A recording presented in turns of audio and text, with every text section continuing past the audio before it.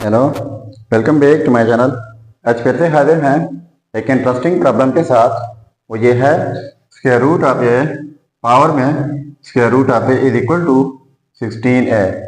इसमें हम ए की कीमत फाइंड आउट कर लेते हैं कि ए की क्या कीमत है। बड़ी इंटरेस्टिंग प्रॉब्लम है। अक्सर ये मैथ ओलंपियाड एग्ज़ाम में आ चुका है। एंड तक देख लीजिएगा। चलिए अब स्टार्ट कर लेते हैं। सबसे पहले लेट कर लेते हैं स्क्वायर रूट ऑफ ए को y के इक्वल। ठीक है, तो स्क्वायर रूट ऑफ ए की जगह हमने क्या लगाना है, y। अब अगर स्क्वायर रूट ऑफ ए इनका हम बोथ साइड स्क्वायर ले लें, इस साइड से स्क्वायर और इस साइड से स्क्वायर, तो square square root cancel out जाएंगे, तो a हो जाएगा y स्क्वायर। तो यहाँ पर a है तो a की जगह हमने फिर y स्क्वायर लगाना है और स्क्वायर रूट ऑफ ए की जगह y लगाना है। ठीक है, तो देखो स्क्वायर रूट ऑफ ए की जगह y पावर में y इज इक्वल टू 16 और a है तो a की जगह y स्क्वायर। अब बोथ साइड्स डिवाइड कर लेते हैं y स्क्वायर से। इस साइड से डिवाइड बाई y स्क्वायर, इस साइड से डिवाइड बाई y स्क्वायर, तो ये y स्क्वायर और ये कैंसिल आउट हो जाएंगे।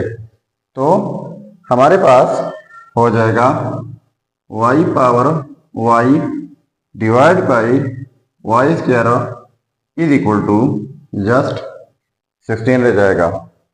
अब इन के लिए हमारे पास एक रूल है, वो यह है कि x power a divide by x power b is equal to x power a minus b।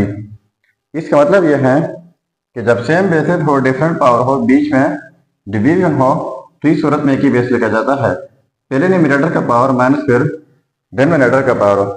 तो यहाँ पर भी ये सेम बेसिस है, तो एक ही बेस हो जाएगा y। पहले न्यूमरेटर का पावर y माइनस फिर डिनोमिनेटर का पावर 2 इज इक्वल टू, अब यहाँ पर 16 की जगह लिख लेते हैं 4 पावर 2। ठीक है, so y power y minus 2 is equal to 4 power 2। तो बोथ साइड्स पावर में ऐड कर लेते हैं +2, इस साइड से +2 और इस साइड से +2, तो ये +2 नेगेटिव 2 कैंसिल आउट जाएंगे। तो हमारे पास ये रह जाएगा y power y is equal to 4 power 2 + 2, ये हो जाएगा 4। तो इनके लिए हमारे पास एक रूल है, वो ये है कि a power a is equal to b power b। यानी यहाँ पर जो बेस हो पावर y, यहाँ पर जो बेस पावर y बीच में इक्वलिटी हो, तो इस सूरत में एक ही जोड़ा लिखा जाता है a is equal to b। तो ये हमारे पास हो जाएगा y इज इक्वल टू 4। ठीक है, तो ये हमारे पास रिजल्ट आ गया। लेकिन ये y जो है वो हम लेट कर चुके हैं स्क्वायर रूट ऑफ a के इक्वल, तो इनकी जगह हमने स्क्वायर रूट ऑफ a लगाना है। तो देखो y की जगह square root of a is equal to 4। तो बोथ साइड्स स्क्वायर लेते हैं, इस साइड से स्क्वायर तो फिर इस साइड से स्क्वायर, तो ये square square root cancel out जाएंगे। तो a is equal to 4 power 2 हो जाएगा 16। तो ये रहा हमारा फाइनल रिजल्ट a का, जो कि हमने फाइंड आउट करना था। तो यहाँ पर हम लिख लेंगे a इज इक्वल टू 16। ये रहा हमारा फाइनल रिजल्ट।